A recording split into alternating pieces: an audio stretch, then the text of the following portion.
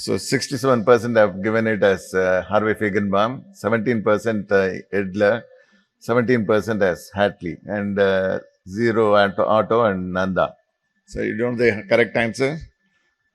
So you can project the question again. Say, who used this equation for calculating the gradients across the valve stenosis?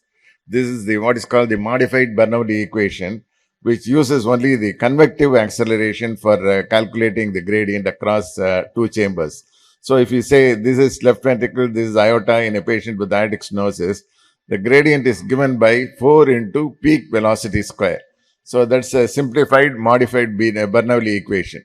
So this was actually used by Dr. Liv Hatley for calculating the gradient across stenosis in gradient between the RV and RA using the tricuspid regurgitation jet. This is Dr. Liv Hatley using the continuous wave probe. This is the continuous wave probe without imaging. And she used it in patients with aortic stenosis and mitral stenosis. Number of things have been attributed to Liv Hatley.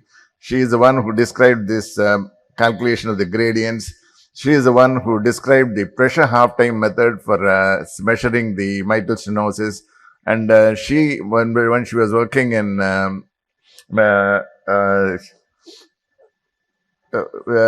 she was the one who described the diastology pattern along with other people in Mayo Clinic. When she was working in Mayo Clinic, the grade 1, 2, 3, 4, that was described by Dr. Liv Hatley. She is from Norway. She was working in University of Tottenham. The second question, what is the diagnosis in this patient? You can see the mitral valve, and the mitral valve shows a typical abnormality, which is diagnostic of a certain condition. Mitral stenosis, acute aortic regurgitation, chronic aortic regurgitation, mitral regurgitation, or none of the above.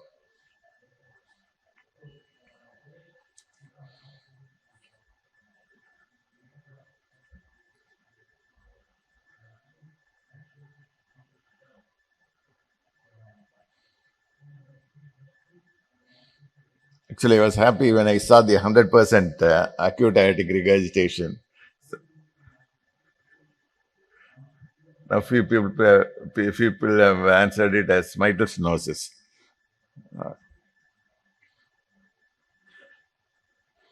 Okay. You can project the other words here. So the answer is acute aortic regurgitation. In this patient, actually, this is the right ventricle, interventricular septum, the left ventricle. Left ventricle is little dilated. In diastole, you can see the mitral valve opens. There is some fluttering which is difficult to make out in this patient. Actually, the mitral valve has to close at the onset of ventricular systole. You can time it with the ECG. This is at point C only it has to close. Whereas effective closure of the anterior and the posterior mitral leaflet happens at C1 point itself, because the left ventricular end diastolic pressure raises due to aortic regurgitation. So the mitral valve closes even before the ventricular systole starts. This is called a premature closure of the mitral valve in patients with severe acute aortic regurgitation. It doesn't usually happen in patients with chronic aortic regurgitation because the LVDP does not increase that much in chronic aortic regurgitation. So the correct answer is acute aortic regurgitation, which I think 85% of the people have got it. This is the next one.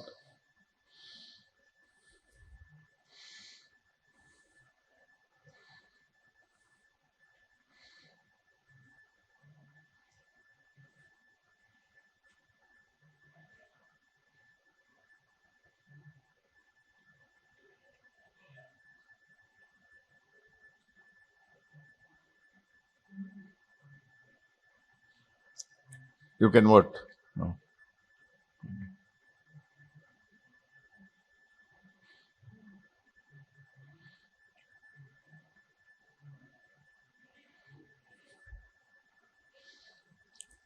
So all of you who have voted, we'll discuss the points. Say this is a patient with tricuspid valve disease. The left ventricle, left atrium, and the mitral valve are completely normal. Okay. Pardon? Gradient. I didn't notice it. I will just see that. So here you can see the right ventricle and the right atrium is dilated. There is a mild tricuspid stenosis, and you can see the tricuspid regurgitation velocity is about 2.2 meters. So the peak gradient is 1.7. This is the tricuspid stenosis gradient. The gradient is peak gradient is about 12 and the mean gradient is about 6. So that will translate into a mild tricuspid stenosis and a severe tricuspid regurgitation. You can see the waveform itself is triangular. You can see a rapid downslope of the tricuspid regurgitation jet. The velocity is about 2. Especially when you have a free tricuspid regurgitation like this, it is very difficult to assess the right ventricular pressures. Usually we should not attempt to do that. So this is a mild tricuspid stenosis and the tricuspid regurgitation. This is the reversal inside the hepatic vein. If you see the tricuspid valve, both the cusps are widely separated and fixed actually. So this is a very typical of carcinoid heart disease affecting the tricuspid valve. In this patient, in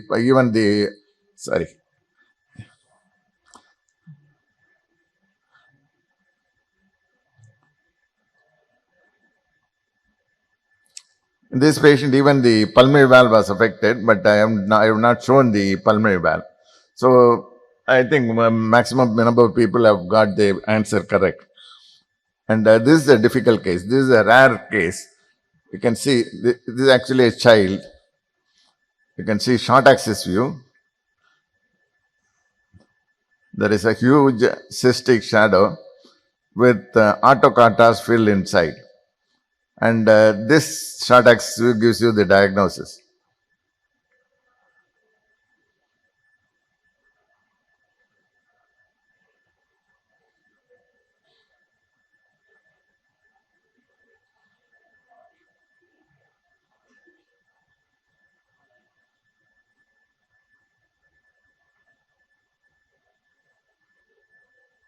Most of the people have answered it as pericardial cyst.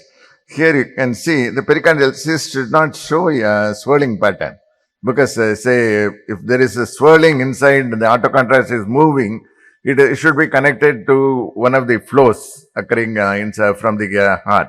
So here I have purposely shown that it is separate. Here you can see the right ventricular inflow tract, outflow tract, and the main pulmonary artery. So it is not a pulmonary artery aneurysm as such. And the aorta is also not connected with this space. Here, if you see, this is the left interventrate septum, right atrium, and this is the left atrium. You can see in the region of the appendage, this huge sac-like thing starts. So it is a left atrial appendage aneurysm.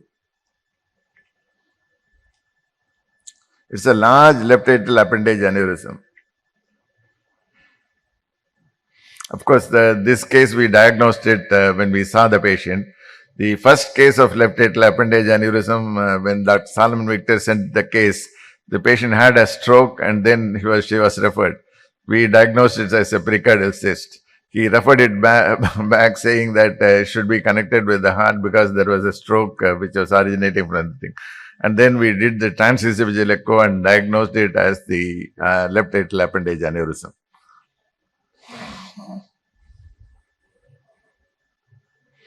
What is this mass?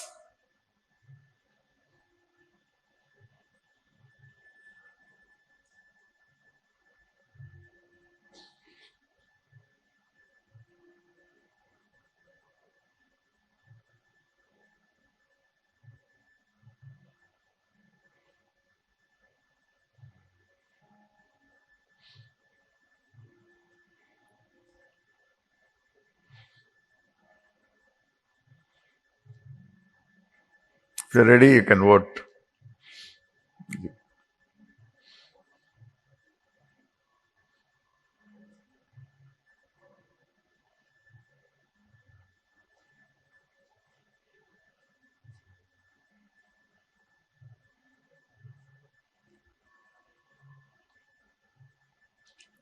All of you have got it correct. It's a fibroelastoma. So this is actually a fibroelastoma which is attached to the sinus of Valsalva. Fibroelastoma is a soft uh, tumor mass, benign tumor, which is attached to the aortic. It can be attached to the aortic valve. It can be attached to the aortic sinuses. It can be present in the left ventricular outflow tract. Also, it can be. It has been reported over the mitral valve. So these are called they're said to have what is called a sea honeymoon appearance. Say it has got a little fringes like thing and looks like a soft mass. So this is the typical appearance of a patient with fibroelastoma. This is a transesophageal echo which shows the sinus, the left coronary sinus, non-coronary sinus is filled with fibroelastoma, small size fibroelastoma. So most of you have got correct.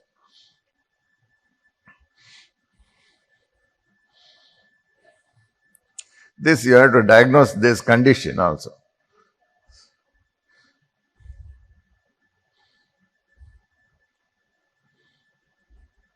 So this patient has got some increase in the flow velocity in the mid ventricle, and here you can see aneurysm of the left ventricular apex.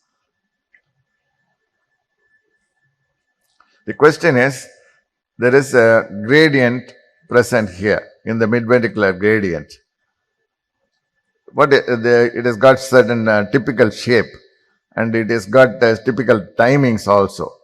So we will all discuss all that. How will you describe this waveform? It is a continuous Doppler waveform across the mid-ventricle. The options are dagger shape, reverse dagger shape, sickle shape, lobster claw shape, or none of the above.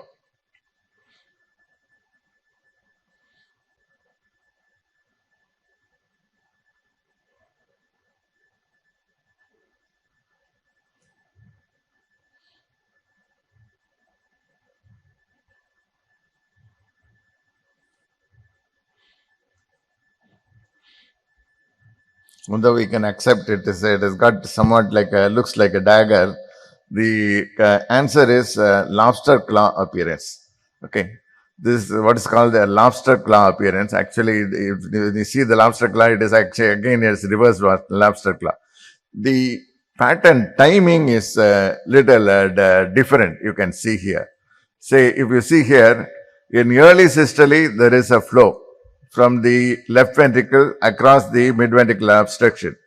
And most of the rest of the systole, there is no flow at all. And this gradient occurs during diastole. The diastole, here you can see the flow across the mitral valve starts, and most of the gradient is occurring during diastole because the left ventricular aneurysm starts emptying into the left ventricular cavity across the mid-ventricular obstruction only when the left ventricle proper starts relaxing. So you get a diastolic gradient. This is very typical of a mid-ventricular obstruction with left ventricular apical aneurysm. In certain cases, you may not be able to visualize this aneurysm. Even if you are not able to see this aneurysm and see the flow pattern into the aneurysm, look at the Doppler pattern. If you see a diastolic flow after the mitral valve opens, this is the mitral valve opening. After the mitral valve opens, then it indicates that the patient has got a left ventricular apical aneurysm. And this is actually the flow into the left ventricular apical aneurysm itself. After the completion of the contraction of the left ventricular apical aneurysm, this is the flow into the aneurysm itself.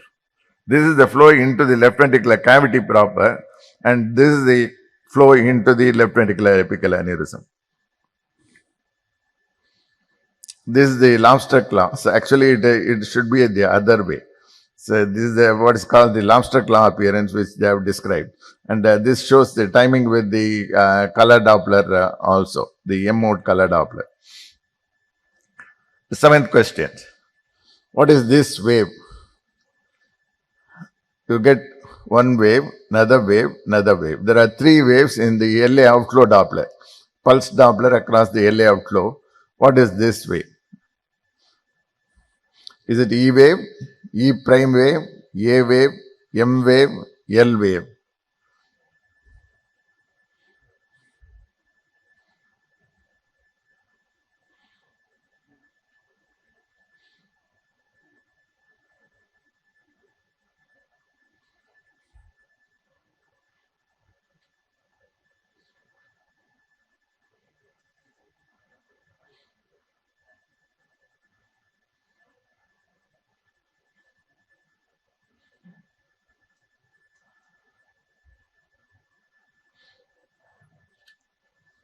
Can we see the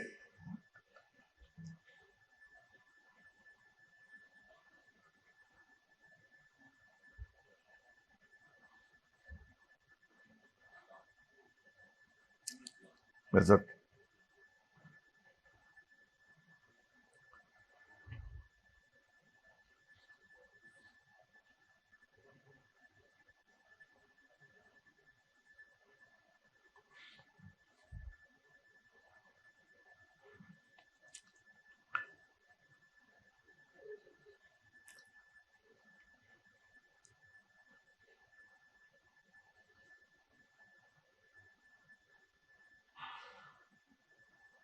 Can we have the percentages?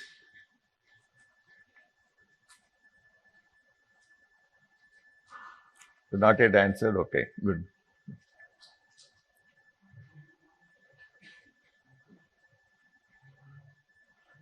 50% of the people have got it correct. Sorry, now 57%.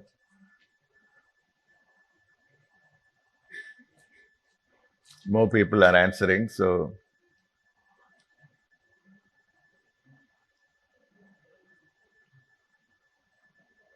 almost 70% they have got it correct. So this is the E wave, very tall E wave, and this is after the occurring after the P wave of the ECG. This is the A wave. So in between you get another wave. It is called an L wave. So L wave, actually, if you see here, the E wave deceleration time is markedly diminished. If it is below 160, usually that itself indicates that the patient has got elevated left atrial pressure. So this patient has got a marked elevation in the left atrial pressure. The points are E by A will be more than 2. That is an indication. And deceleration time less than 160 is another point for the increase in the LA pressure. And the presence of L wave is again is an indicator of left atrial pressure increase. Why it is called L wave? Again, it was described by Dr. Liv Hartley. So it was named after Dr. Liv Hartley. So it was called the L wave. The L wave rarely can occur in normal persons with bradycardia. When it occurs in normal persons with bradycardia, usually the velocity is less than 20 centimeters. Whereas when it occurs in a pathological case where the LA pressure is increased, it is usually about 40 or 50 centimeters in height. So that's the differentiation between normal L wave and pathological L wave. I think most of the people have got it correct. This is the patient who has got a coronary artery disease, wall motion abnormalities, severe left ventricular dysfunction. You can see the E and A, which is more than 2, and E by E prime is 21. Again, indicates that the patient has got left ventricular pressure, left atrial pressure increase.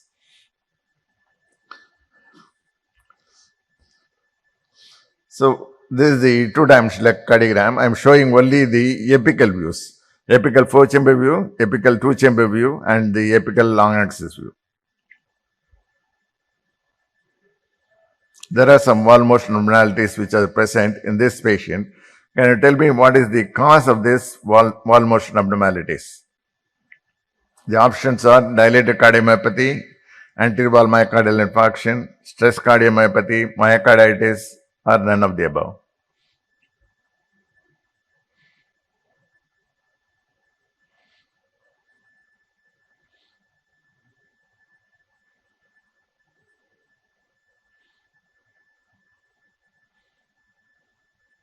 The echo is so typical. So all of you have answered it correctly.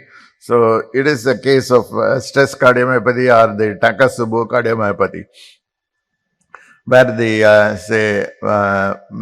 the ventricle looks like the pot which they use for catching the octopus. So this was the one. This ventricle looks like that.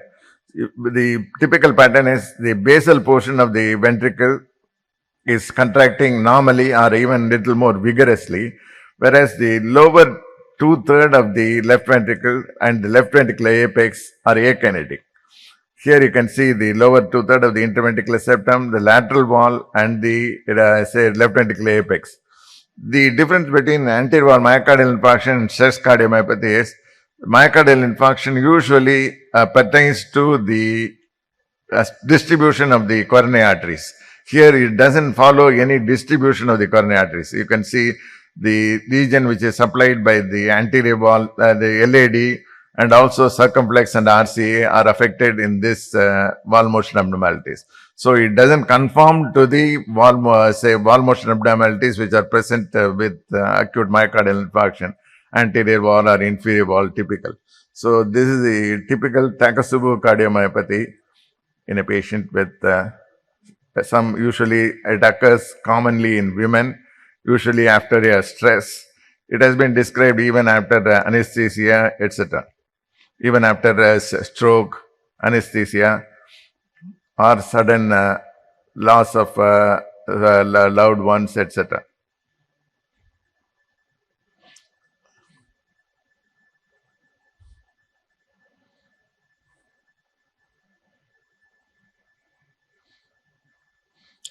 There are two things which are present in this patient.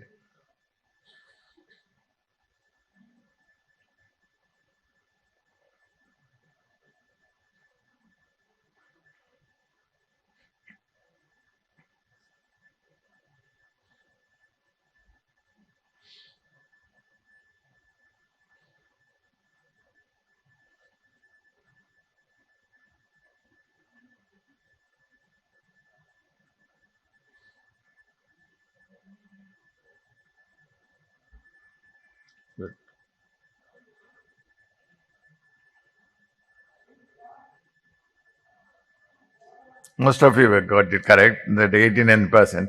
So this is a patient with typical inferior wall infarction. Actually the long axis shows almost a normal wall motion, whereas in this here you can see this is the anterior interventricular septum and this is the posterior interventricular septum, is the left ventricular posterior wall. So the entire posterior interventricular septum is infarcted severely, and it is bulging into the right ventricle. In the bulge portion, you can see ventricular septal rupture in the aneurysm itself. This is at the level of the papillae muscle, which the contraction is normal. It's at the level of the mitral valve. You can see the left to right shunt. It looks like a multiple, actually, small defects.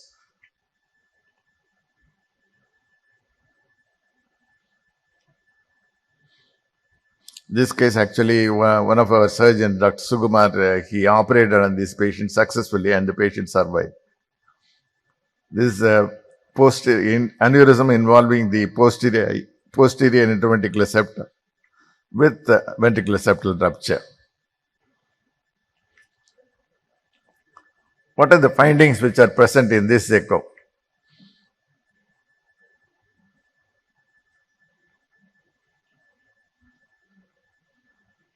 Most of the findings are obvious, except one. I don't know how many people would have seen this one, the rarer condition.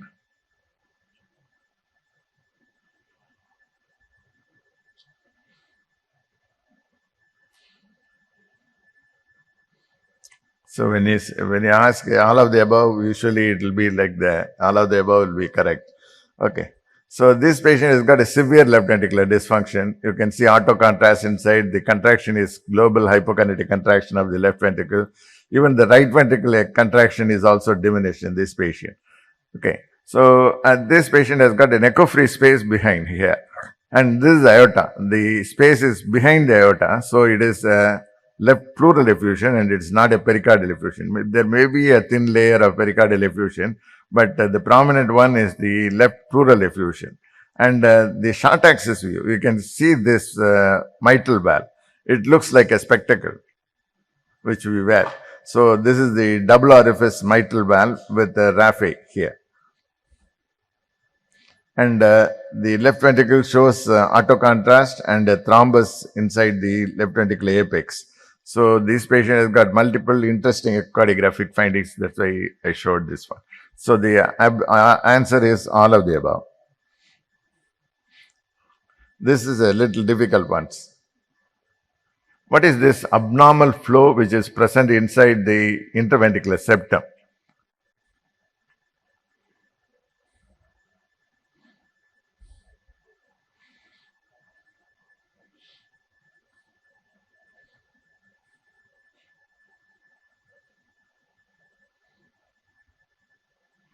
The options are artifact, multiple muscular VSD, coronary AV fistula, intercoronary collaterals, or none of the above.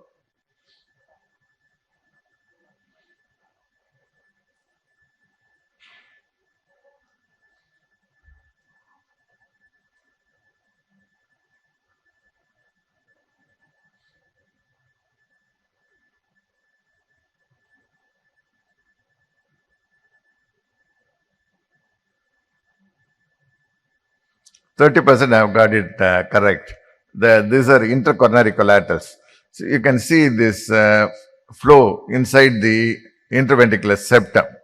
You can see here inside the interventricular septum, and also it goes across the moderator band. This is the flow inside the moderator band. So this is actually present in patients with Alcapa, anomalous origin of left coronary artery from the pulmonary artery. So these are the collaterals which goes from the say right coronary to the left coronary, the posterior descending artery to the anterior descending artery. So if you see this flow pattern, immediately you have to look for Alcapa in this patient. Alcapa is always a little difficult diagnosis. So one of the things which is there is mitral regurgitation, especially when it happens in children. It produces mitral regurgitation with the tendon, the cardae, etc., will be glistening cardae, glistening at cardae tendineae will be present with mitral regurgitation, and left ventricular dysfunction in any child, you have to exclude coronary AV fistula. This is actually an adult. So adult, they are able to survive without any problem, because they develop good intercoronary collaterals from the posterior descending artery to the anterior descending artery, like this. And this is the dilated right coronary artery, and you can see the flow from the aorta into the right coronary artery. And this is the left coronary artery which is entering the pulmonary artery. And you can see the flow from the left coronary artery into the pulmonary artery. This is the flow from the left coronary artery into the pulmonary artery, reverse flow. So whenever you see that pattern, then you have to look for Alcapa. Oh.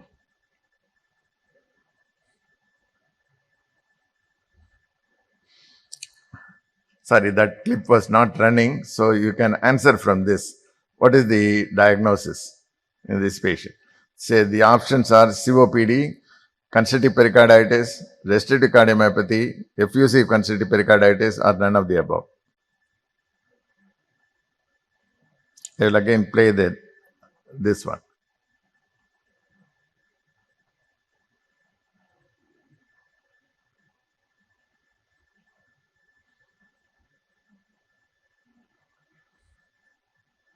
So these are the options.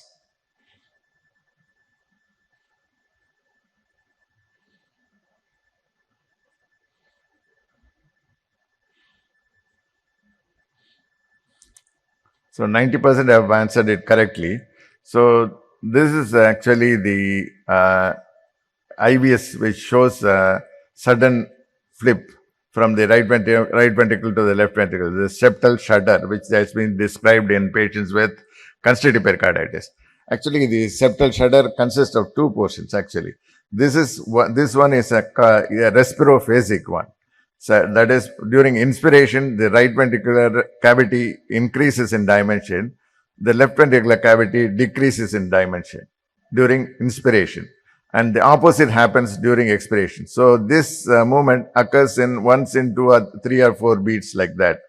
Apart from that, the interventricular septum with each beat will show a sharp posterior movement, and that we can appreciate only in the echocardiogram. So this is the typical IBS shudder which is seen in patients with constrictive pericarditis. And those of you who have answered like COPD are also not wrong. Say one COPD is another condition which can produce a septal shudder pattern like this. With inspiration, the right ventricle dimension can increase and the left ventricular dimension can decrease, and the opposite can happen. And the differentiation is looking at the left atrial outflow Doppler and the right atrial outflow Doppler. The left atrial outflow Doppler between inspiration and expiration shows a 25% difference in the E velocity, whereas on the right side there should be more than 40% difference in the velocity between inspiration and expiration.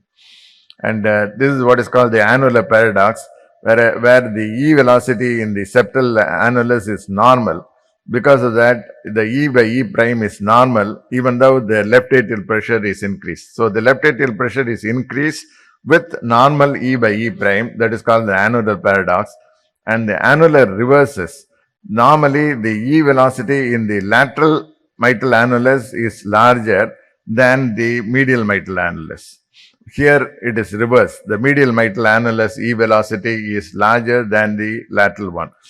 Actually, the E velocity in this patient is, say, the medial is 16 centimeters and the lateral is 15 centimeters. Normally, it should be 2 or 3 millimeters more than the medial one. So, this is called annular reverses. The inferior vena cava is usually dilated with no respiratory variation, and the inferior vena cava also shows a typical flow pattern. Say, during inspiration and expiration, there is a prominent diastolic reversal. During diastole itself, there is a reversal. With atrial contraction, there is a reversal, which will become more during inspiration and less during expiration. So this again is very typical of constrictive pericarditis. This is again a rare condition.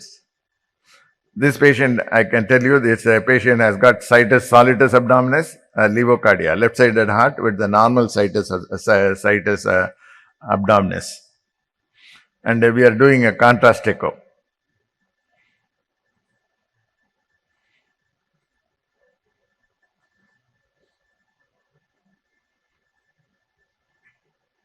We have injected into the left arm vein, and also the same pattern is obtained when we injected into the right antecubital vein also.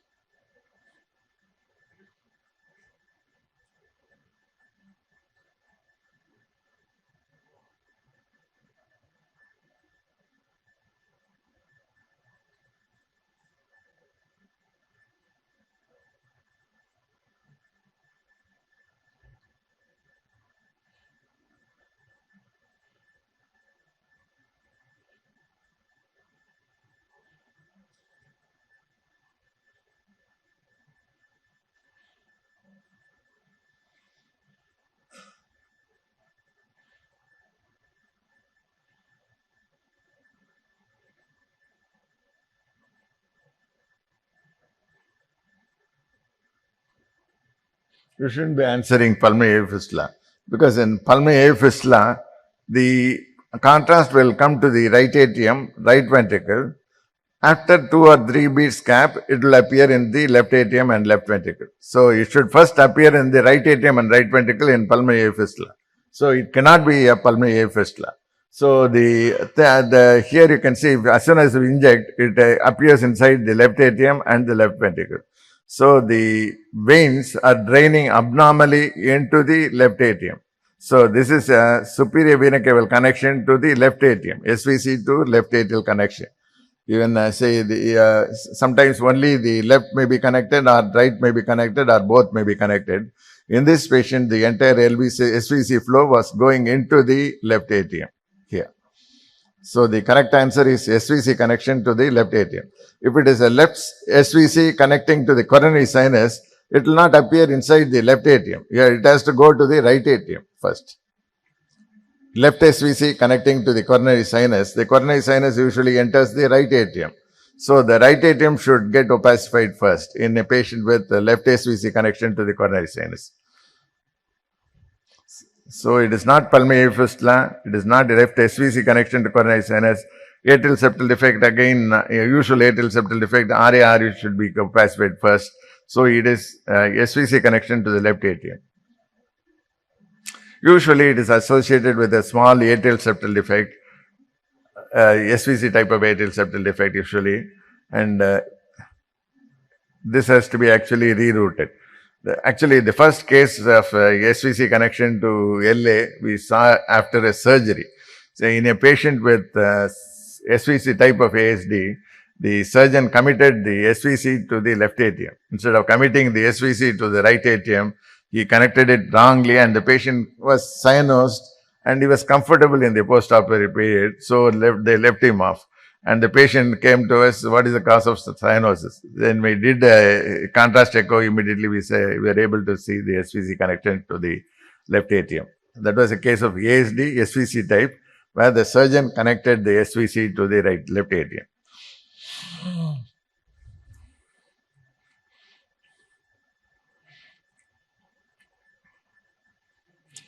This is in systole and this is in diastole. This is a diastolic frame and this is a systolic frame. What is the diagnosis? Unicuspid aortic valve, tricuspid aortic valve, unicuspid unicommissural aortic valve, bicuspid aortic valve, or a quadricuspid aortic valve.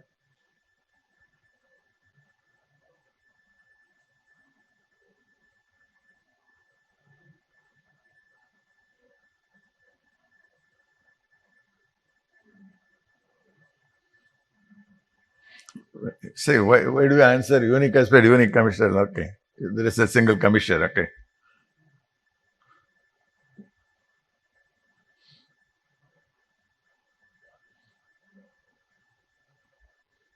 Obviously, it is not a quadricuspid aortic valve. Obviously, and again, it's not a tricuspid aortic valve. Clearly, you can see one cusp here, another cusp here. So, the only confusion occurs because the opening is little eccentric. It is a typical bicuspid aortic valve, a large anterior cusp formed by the fusion of the left coronary sinus and the right coronary sinus. So, this is a typical bicuspid aortic valve without a raphe. Okay. So the confusion occurs because the valve opening is eccentric. So this is a bicuspid aortic valve with an eccentric opening. It should not be mistaken for a unicuspid aortic valve.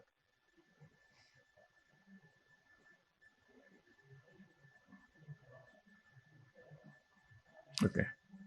A unicuspid aortic valve will look like this. So you can see this case. The aortic valve is thickened and there is systolic doming.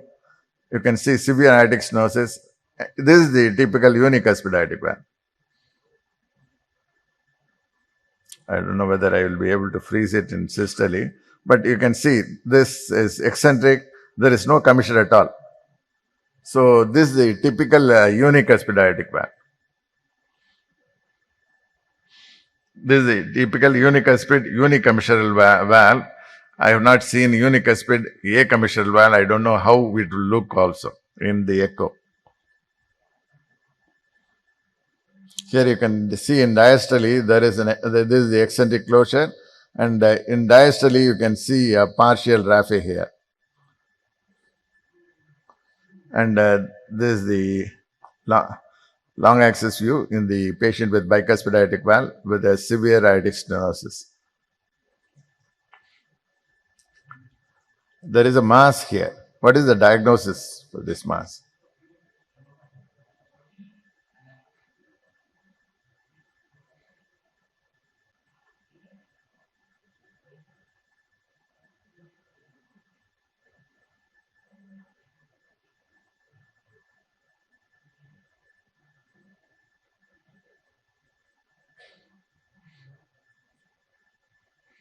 You can see clearly the mass is inside, present also inside the left atrium. And you can see the left atrial appendage, etc.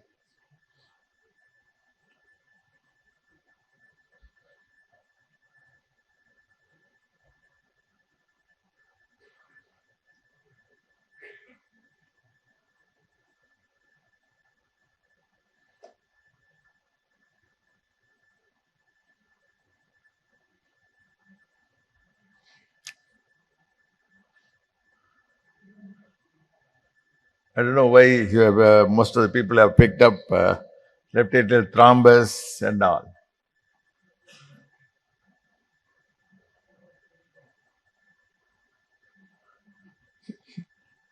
Here, if you see, I have clearly shown the extra cardiac portion of the mass. There is a extra cardiac mass, a big extra cardiac mass, which is extending into the left atrium. It is most probably it is extending through one of the pulmonary veins, and it is going into the left atrium. So it cannot be a left atrial thrombus. Okay. The second one is, can it be a left atrial myxoma? If it is a myxoma, usually the typical thing is it is attached to the interatrial septum. Here it is not attached to the interatrial septum.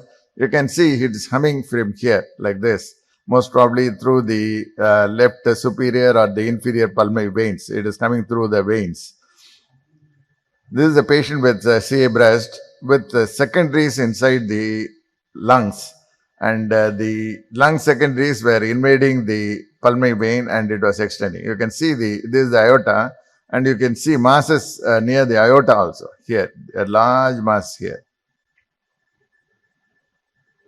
So this is actually secondaries. Secondaries, masses due to secondaries are much more common than primary of the heart. Almost say 75% of the tumors of the heart are secondaries. Only 25% are primary. Among the primary, the most of them are the commonest benign one is a myxoma. But this is not attached to the interatrial septum. It is extending from outside. It should be secondary. This diagnosis should be an easy one. So, aneurysm of the aorta, a valvular aortic stenosis, membrane inside the aorta, dissection of the aorta, or none of the above.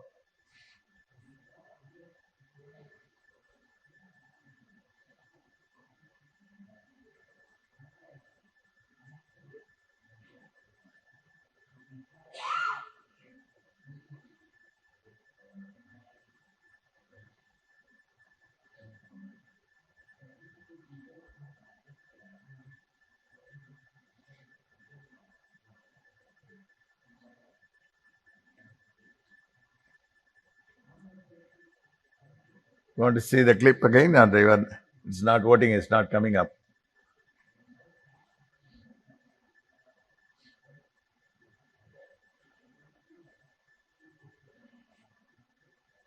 This is a transesophageal echo. This is actually the descending aorta in the long axis. The other one was in the short axis. This is the short axis.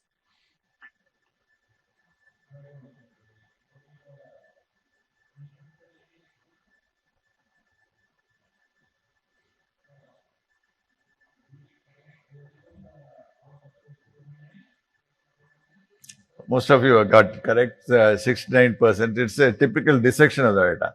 It is not membrane inside the aorta. Just to give some options, I selected that one. Of course, there is an aneurysm of the aorta. The aneurysm is any, say, aorta which is more than 5.5 centimeters is an aneurysm. So this aorta is aneurysmally dilated, but it is also associated with dissection of the aorta. You can see the dissection flap inside the descending aorta, and the smaller one is the false lumen and the larger one is the true lumen. So this is aneurysmally dilated aorta. The aortic valve is here, and this is the dissection flap. There was a mild to moderate aortic regurgitation also. Actually, we can follow it, say, inside the ascending aorta, arch of aorta, descending thoracic aorta. arch of aorta is a little more difficult, whereas descending aorta is much more easier to capture the thing. And with the color Doppler, you can see this is the true lumen. The true lumen is very small. So this is a typical appearance in a patient with dissection of the aorta, type A debulking.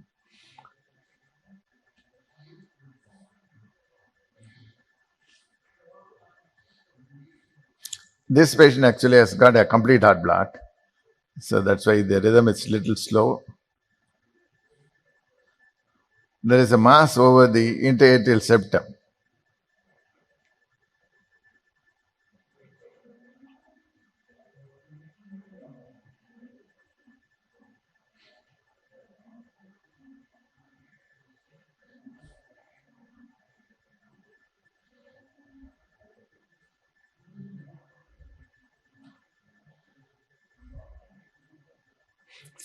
So what is the options are interatrial septum thickening, lipodystrophy of the interatrial septum, lymphoma of the interatrial septum, sarcoma of the left interatrial septum, or none of the above.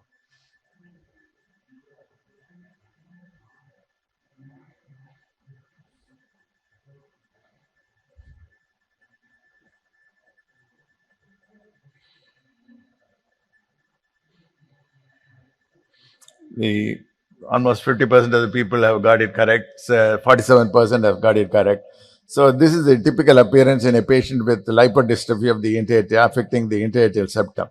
It's a fat deposit which occurs on the interventrial septum. The difference, lymphoma also gives an appearance almost similar to this one. The difference is here the fossa ovalis is spared in a patient with lipodystrophy, whereas the fossa ovalis also will be affected by the lymphoma, sarcoma, etc. It will not spare the fossa ovalis. So when you see a mass like this with the fossa ovalis being spared, it looks like what is called a dumbbell appearance. So that is a typical appearance in a patient with lipodystrophy of the interatrial septum.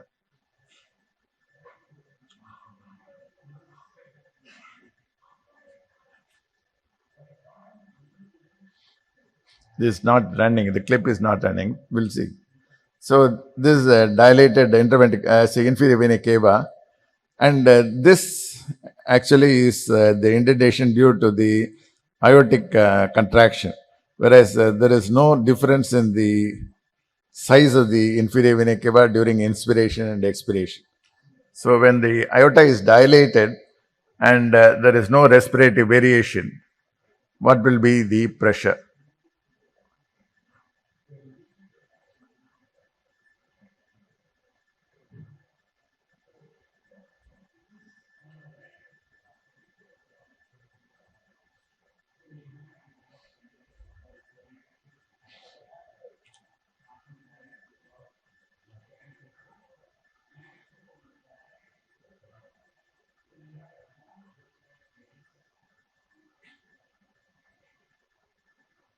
I think we have not gone through the guidelines. I think so. The 2015 guidelines goes up to only 15. The options are usually 3, 8, and 15 only.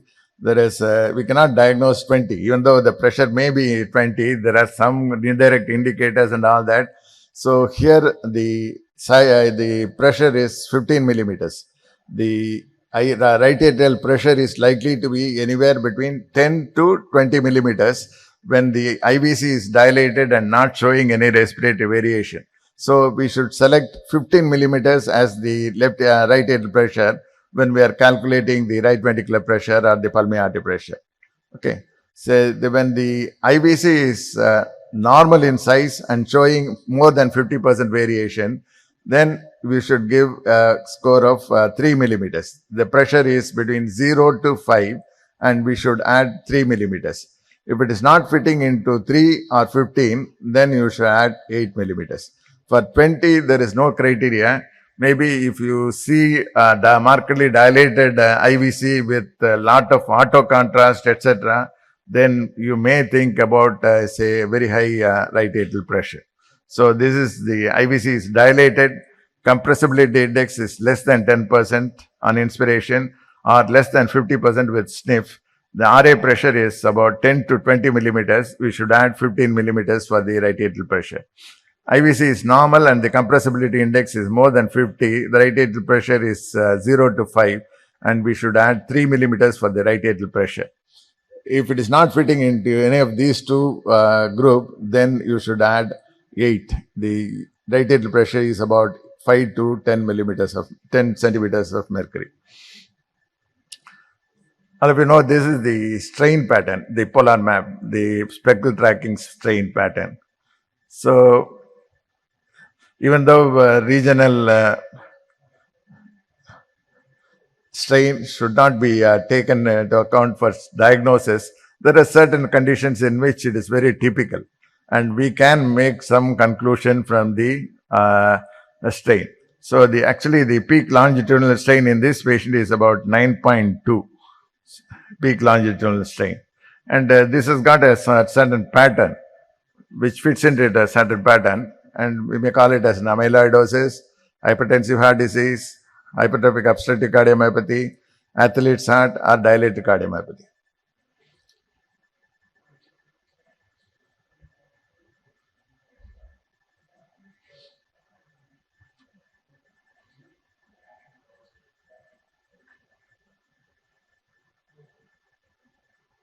Okay.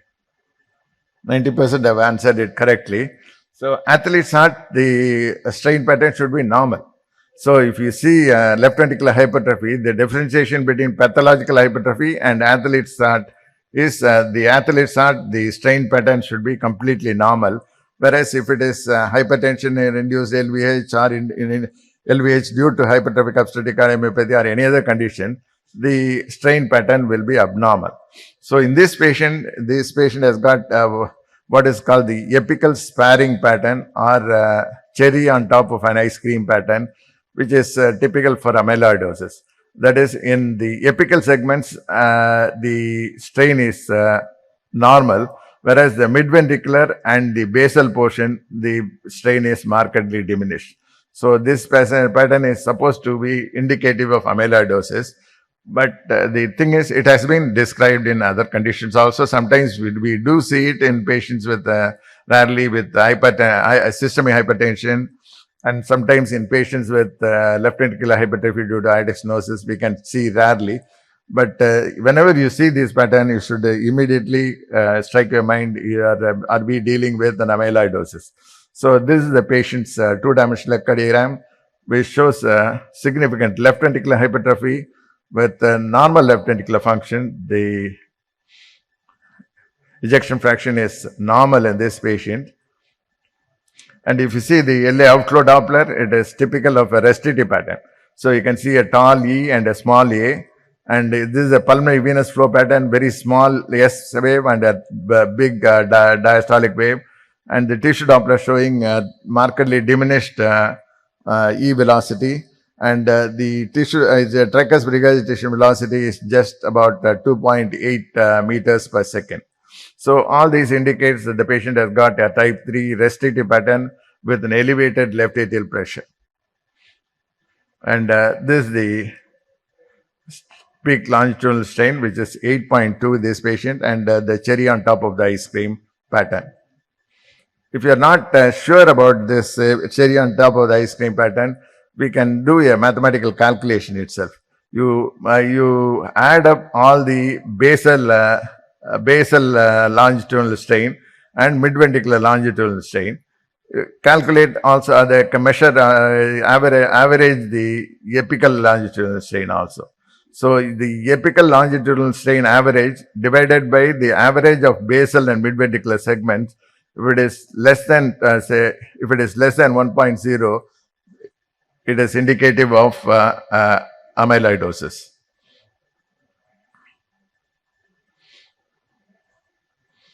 And this is the pattern which is shown in A. These are all cases of amyloidosis with apical sparing pattern. You can see the the left ventricular apex, the strain is retained, whereas the midventricular and the apical regions, it is markedly diminished. This is the pattern in hypertrophic obstructive cardiomyopathy. in which usually the intraventricular septal strain is markedly diminished.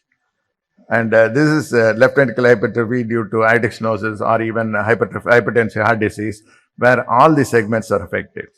So this is the typical cherry on top of the ice cream pattern in amyloidosis. The septum showing a decrease in the strain with patient with hypertrophic obstructive cardiomyopathy. And there is another thing also. If the lateral strain is diminished in a patient whom you think it is a hypertrophic obstructive cardiomyopathy, always think in terms of Fabry's disease. So that is another pattern which helps you, the spectral pattern which can help you in the diagnosis. If all the segments are showing a decrease in the strain, it is likely to be left ventricular hypertrophy pathological due to hypertensive heart disease or atrial septal aortic stenosis. The diagnosis is there if you carefully see.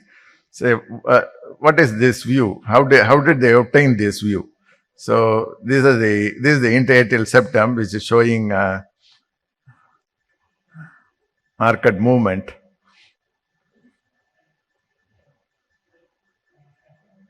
Is it a T bicaval view or a transthoracic bicaval view from the subcostal window, or a bicaval view from the ICE, or biatrial view, or none of the above?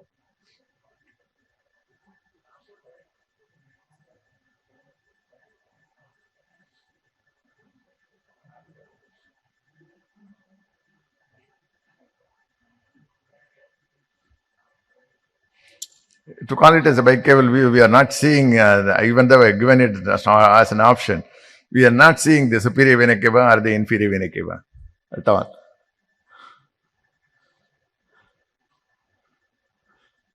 Usually, when we do a transesophageal echo, the nearest one to the transducer is left atrium, and here actually this is the right atrium and this is the left atrium. Actually, the diagnosis is here. You can see there is intracardiac echo with an 8.5 megahertz transducer.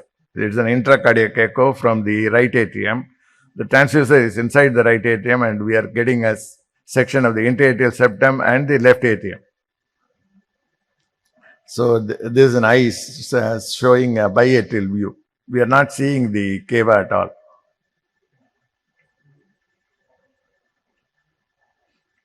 Okay. And this is it. When we put the catheter inside the right atrium and direct it towards the interatrial septum, we will get a pattern like this. When you tilt it little towards the aorta, you can you can get the aorta and the superior vena cava and all that. And if you tilt it on the other side, you can get the pulmonary veins, left atrial appendage, etc. So this intracardiac echocardiography.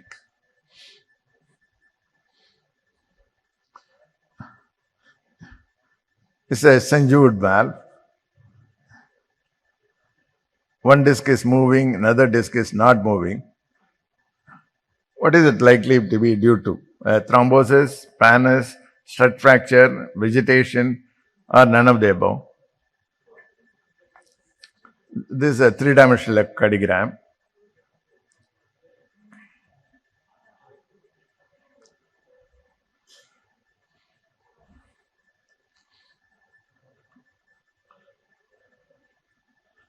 Most of you answered it correctly, like pannus.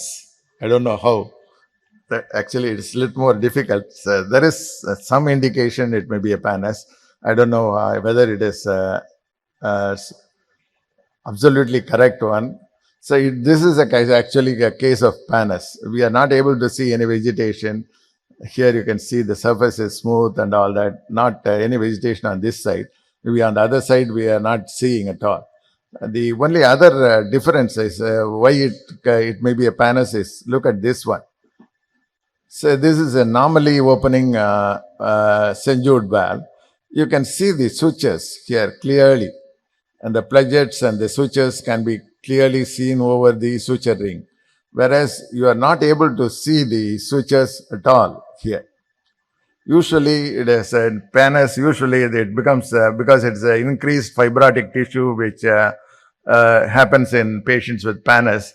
We may not be able to clearly see the suture lines. So that is one of the indication that tells you that this patient may be having a pannus. The 2 minutes is there. We can just finish it quickly. There are only a few more echoes. So what is the procedure the patient is undergoing? Again, this is actually ICE, intracardiac echo. What is the procedure which is being done? Is it a contrast echo, left atrial appendage closure, a pulmonary vein ablation, a mitral clip procedure, or none of the above?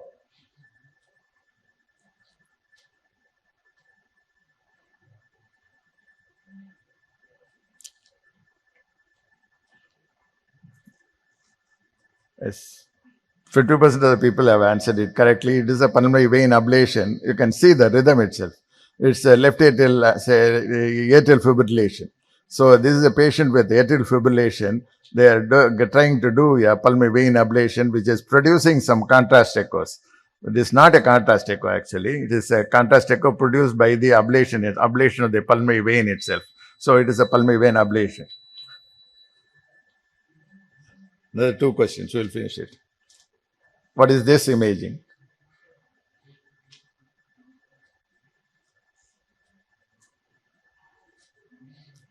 And this actually has it is most widely used in abdominal scans and all that, but not in the heart. So one company has come out with this type of imaging of the blood flow itself. What will you call it as? This company calls it as one thing. Can you vote? Most of you have got it correct. Blood speckle imaging. Otherwise, it's called vorticial imaging. So it is the blood flow inside the left atrium, left ventricle, and it goes through the ventricular septal defect. So it is a blood speckle imaging, otherwise called as vorticial imaging. And what is the diagnosis? This condition is exciting.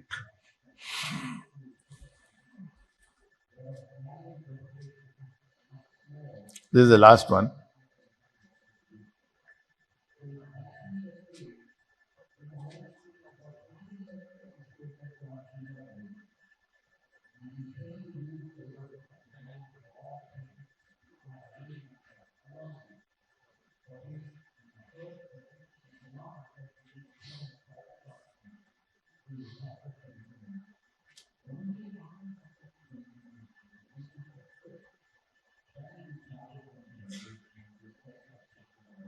Can you see the voting?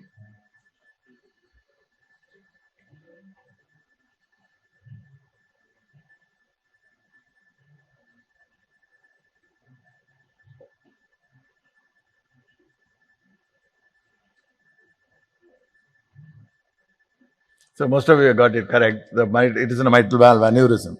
So there is actually a defect in the anterior mitral leaflet, which through which it bulges.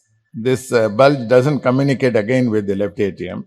You can see the flow from the left ventricle through the defect into a large mitral valve aneurysm. It may be an abscess which has ruptured, or it may be a perforation which has produced a dissection of the anterior mitral leaflet and produced a large mitral valve aneurysm.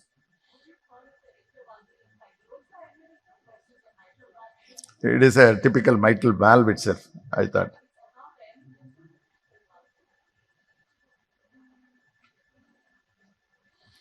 Usually, what we have seen is an intervalvular fibrosa aneurysm usually dissects into the septum or like that, usually the interval fibrosa. Here it is little lower than the aortic mitral curtain. That's what I thought. Little lower in the setting. Maybe a three-dimensional echo might have given you that answer, whether it is involving the anterior mitral leaflet or the intervalvular fibrosa aortic mitral curtain. Thank you.